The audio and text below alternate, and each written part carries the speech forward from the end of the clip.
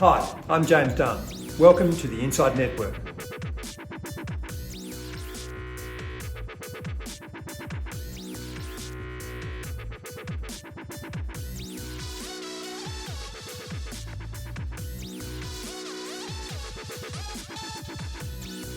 Welcome to INDepth, where my guest is Archie Hart, Portfolio Manager, Emerging Markets Equity at 91. Welcome, Archie. Thank you, James. Great pleasure to have you here. Archie, has the strategic rationale for investing in emerging markets changed at all amid the tumultuous times of the 2020s? I'm asking that because many people would probably think that with heightened geopolitical uncertainty, the asset class would show elevated levels of risk. I've been looking at emerging markets for 30 years, and it's true, there's an amount of revulsion around the asset class given what's happened in Russia, given aggression from China, so it seems.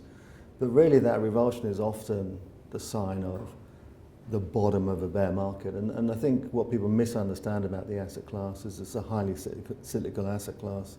In 35 years, it's had 4 large cycles, strong growth in the 80s and into the 90s. Then secondly, the collapse around the Asian financial crisis, a very strong recovery through 2011, it sailed through the GFC, and then 10 years of underperformance. And at the end of a long bear market, you tend to get these sort of catalytic events that fuel that sort of bottom of the market. And what I'd say is some of that underperformance over the last 10 years has clearly been disappointment in emerging markets. Some of that has been the bubble that's developed in developed markets with 0 interest rates for the last 10 years. There's a bubble in many developed market assets. So you get emerging markets look anemic next to the bubble in developed markets. And I think as that bubble deflates, that looks likely to have better relative performance for emerging markets. Some of the emerging markets have underperformed the developed world markets. Do you see that as turning around in 2023 and what might be the major catalysts that spark that? I think the interesting thing about my world is it's incredibly diverse. So parts of my world, the Middle East, are booming. Unsurprisingly, $80 to $100 oil is very, very good news for those economies, and they're having almost a sort of bonanza type feel. Other economies like Thailand have had a terrible 2 or 3 years because it's reliant on tourism. The tourists haven't been coming, and that's going to be recovering very strongly. Parts of my universe like Mexico and Vietnam are benefiting very strongly from manufacturing moving out of China. Much of South America is struggling with a new political cycle. So left-wing presidents have been elected. They've made a lot of promises they can't keep, and there's a lot of volatility around that. So as ever, a whole range of countries moving in different cycles, which I think gives you that sense that there's always a new idea, there's a positive change at some point to take advantage of. Emerging markets have been characterised, Archie, by the growing dominance of China to the point now where it's more than 30% of the MSCI Emerging Markets Index. That continues to grow. So what's been some of the issues emerging from that concentration, and how do you handle those issues? I'm very conscious that China is a very emotive issue in Australia. You feel like you have that vicinity, that bad neighbour problem, and that becomes, I think, difficult to sort of rationalise for Australia. It's very much, China is something we won't see in the media in Europe from month to month. Here, every day, there's a new headline about China. But what I would say is that the story of China in 2022 has been very, very poor government policy. So clearly aligning with Russia is a disaster, a very threatening, aggressive foreign policy behaviour, the COVID lockdown, the internet regulation, the property crash. Many, many things have gone wrong, and that's made investors very nervous about China. The positive thing as we exit 2022 into 23, a lot of that policy's changed. So we have the exit of the COVID policy at long last. We have signs of the regulation maybe mitigating, coming to a close. We have Xi Jinping sitting down with Joe Biden for 3.5 hours to try and lower the geopolitical temperature. I think longer term, the real issue with China is this a country that wants a few more apples from the apple cart? If that's the case, then I think we can, over time, compromise around those few apples. Or is this a country that wants to kick over the apple cart and remake the world? We think at this point that as we look at China, it's acting in a sort of rational, cautious, conservative way. So we think it's about a few apples rather than the apple cart. But clearly this is something we have to look at and watch intensely carefully. They've just had a reshuffle and a new number 2 in Beijing, an acolyte of Xi Jinping, and Li Keqiang sidelined. What do you make of how much time and effort do you have to put into watching what the leadership in Beijing is doing and how it's changing? So in the Congress in October, Xi Jinping obviously got appointed for another X years, which may be infinity. Life. Life almost certainly.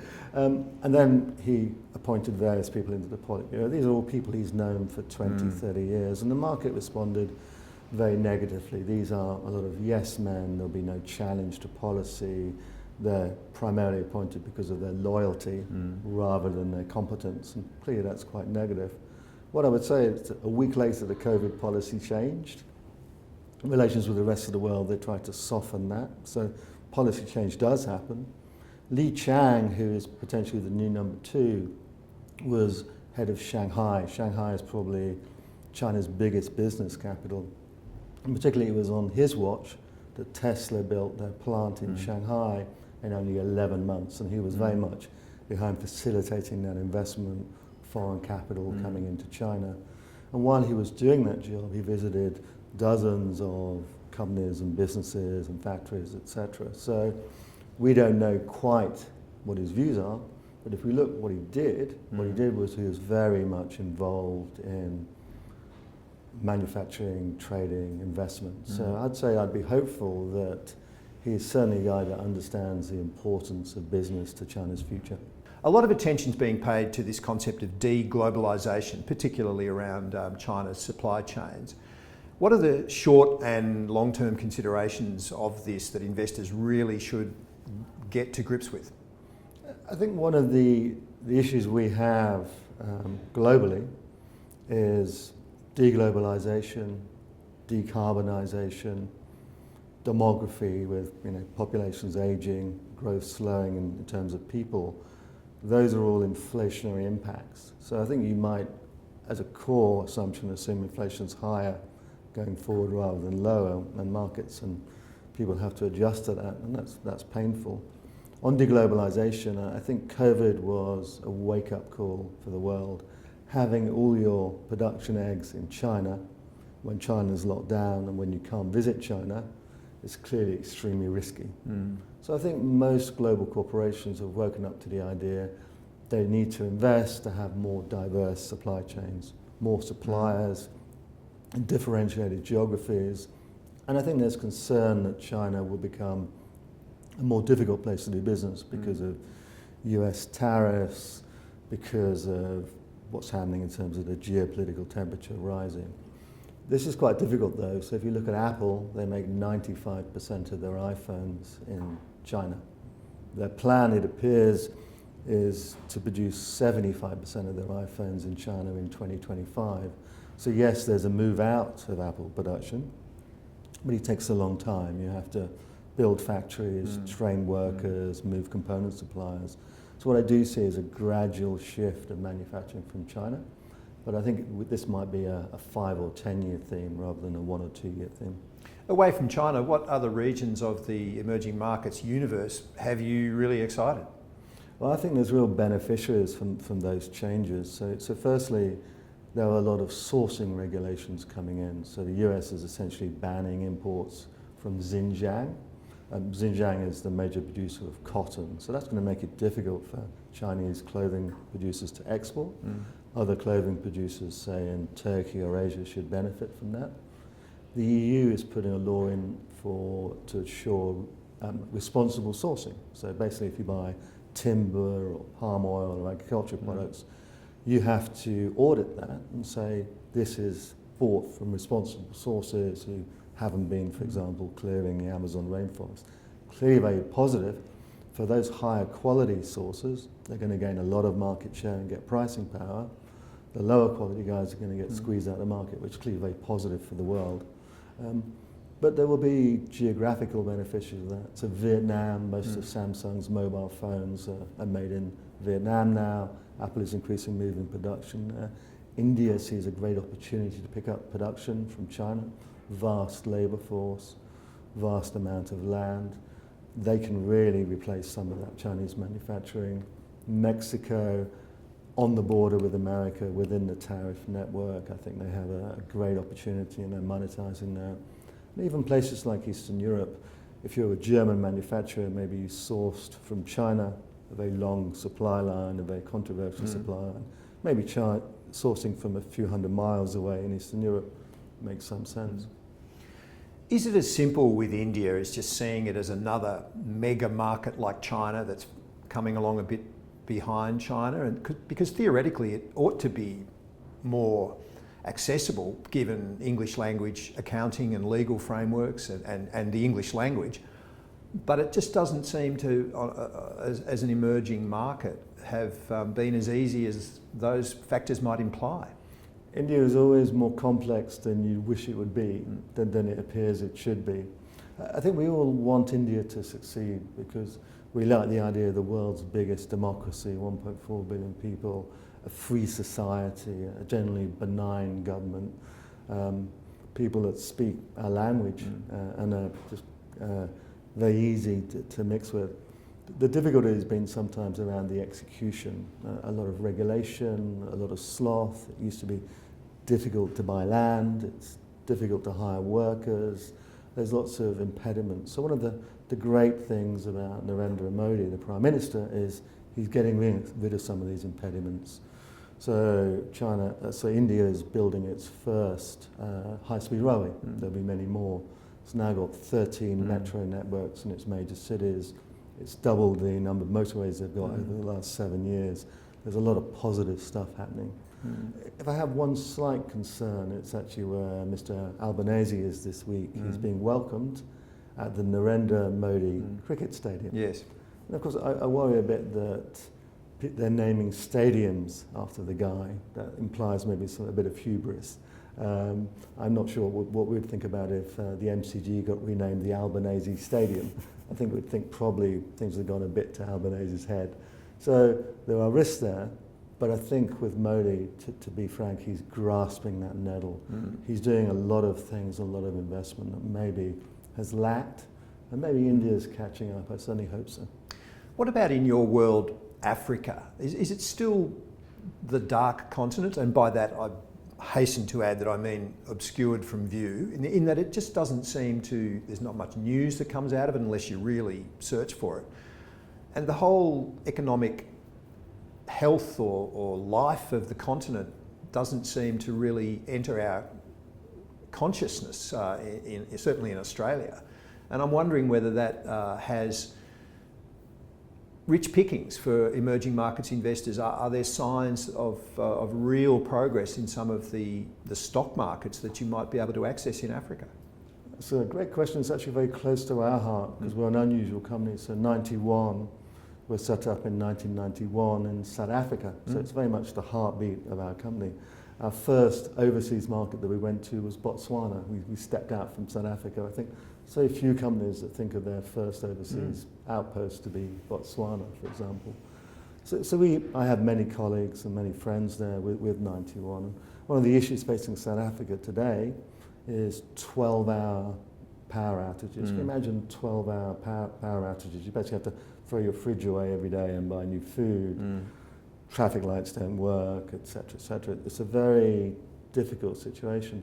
Unfortunately, the major reason for that is that the power company, Eskom, that supplies electricity in South Africa has been government run, it's government owned, and the government systematically mismanaged it, and there's been enormous corruption. So one of the issues around Africa is that governance. How do we get the governance right? How do we make sure that there's clarity and there's execution in terms of improving the lives of all these people, which is what we want. And I think in large parts of Africa, it's that governance which is the issue. I think with South Africa, it's a democracy, and it's a functioning democracy. So I think really it's in the hands of the South African people. And they need to push their politicians to execute better, to execute in their interests, and hopefully they'll do that.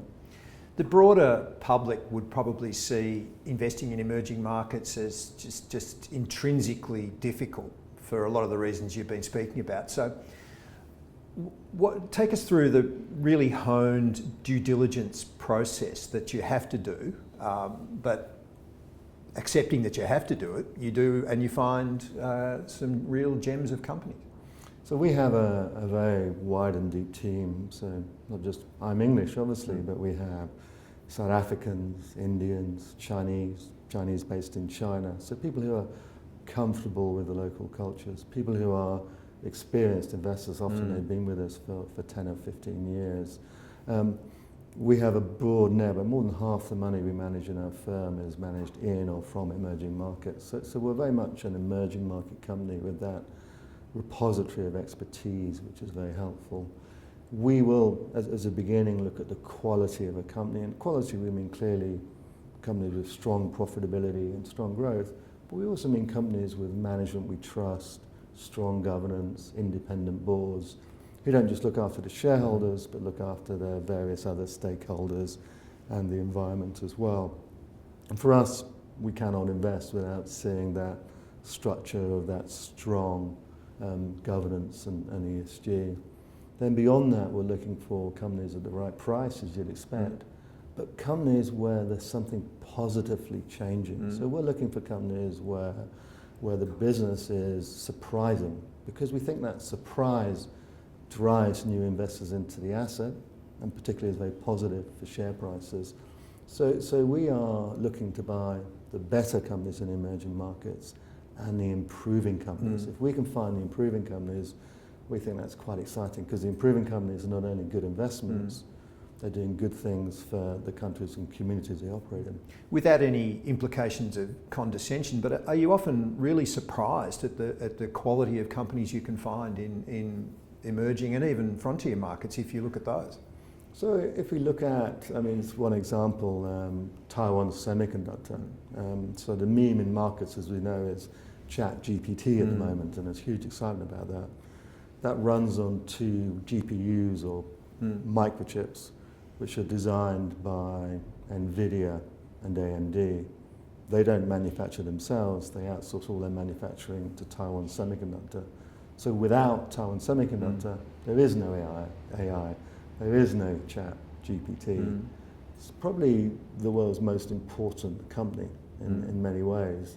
One of these companies created from nothing in Taiwan in 30 years. And I'm constantly surprised when I meet emerging market companies.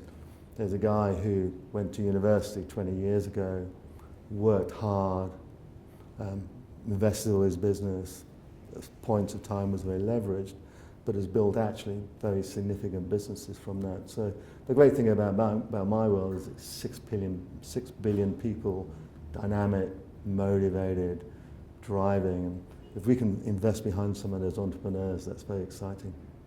Archie Hart from 91, it's been a pleasure. Thank you.